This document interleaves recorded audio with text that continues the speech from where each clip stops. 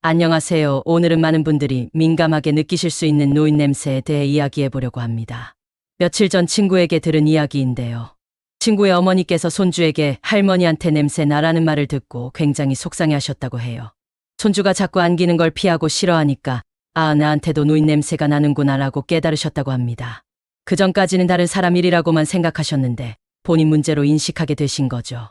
사실 냄새라는 건 사람마다 고유의 체취가 있는 건데요. 나이가 들면 호르몬의 변화로 신경을 쓰지 않으면 흔히 말하는 노인 냄새가 날 수 있다고 합니다. 이 냄새 때문에 고민하시거나 주위 사람들의 눈치를 보게 되는 경우가 많으실 거예요.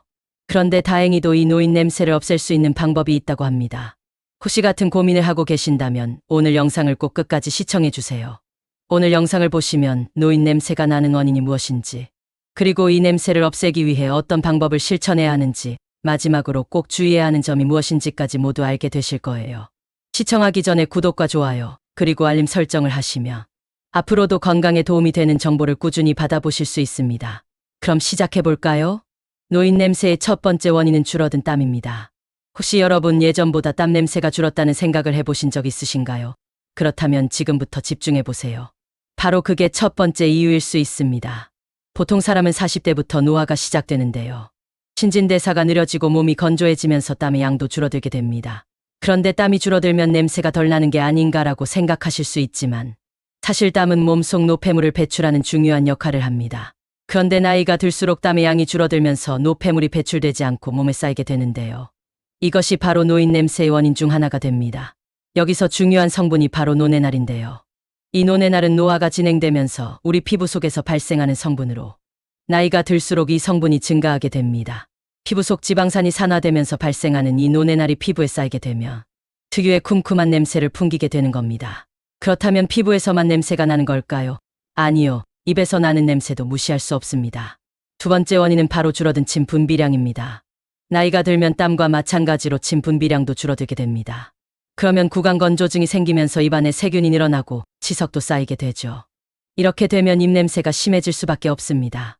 가끔 이런 냄새를 가리려고 진한 향수나 스킨을 뿌리시는 분들이 계신데 이렇게 냄새로 냄새를 덮는 것은 오히려 더 불쾌한 냄새를 유발할 수 있습니다. 그렇다면 이 노인 냄새 어떻게 없앨 수 있을까요? 지금부터 그 방법들을 차근차근 알려드리겠습니다. 이 방법들은 많은 분들이 효과를 본 방법이니 꼭 끝까지 시청하시고 오늘부터 바로 실천해 보시길 바랍니다. 첫 번째 방법, 미지근한 물을 충분히 마신다. 물은 우리 몸의 약 70%를 차지하고 있는데요. 이 물을 충분히 마시는 것이 노인 냄새를 없애는 데에도 매우 효과적이라고 합니다. 물을 많이 마시게 되면 신진대사가 촉진되어 노폐물이 몸 밖으로 잘 배출되게 되고 이로 인해 체내의 불쾌한 냄새도 자연스럽게 줄어든다고 해요. 간단히 실천할 수 있는 방법으로는 아침에 일어나서 미지근한 물 한 컵을 천천히 마셔보세요. 이것이 몸을 깨우고 신진대사를 활성화시켜줍니다. 두 번째 방법, 햇빛을 받으며 가벼운 산책을 한다. 날씨가 좋은 날 식사 후에 가벼운 산책을 해보세요.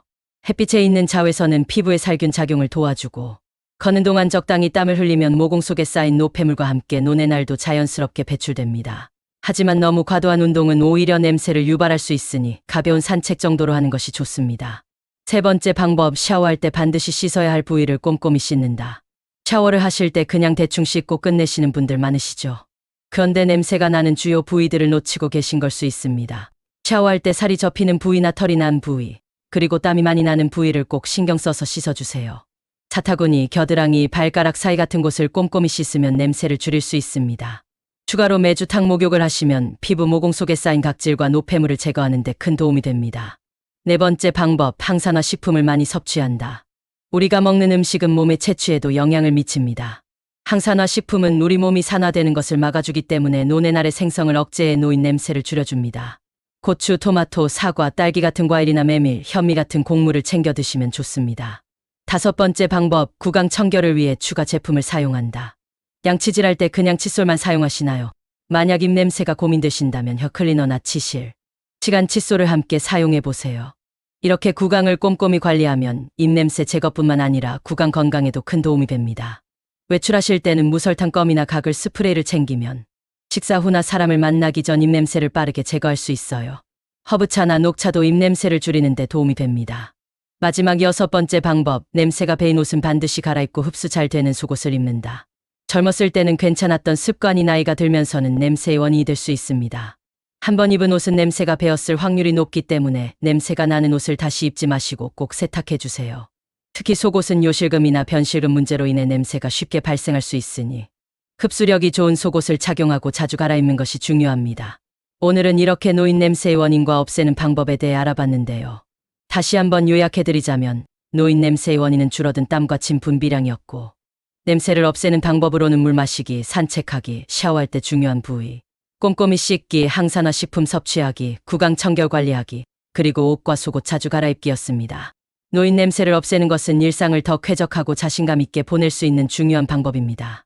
오늘 배운 방법들을 꼭 실천해 보세요. 작은 습관 변화로 더 행복한 일상을 만드실 수 있을 겁니다.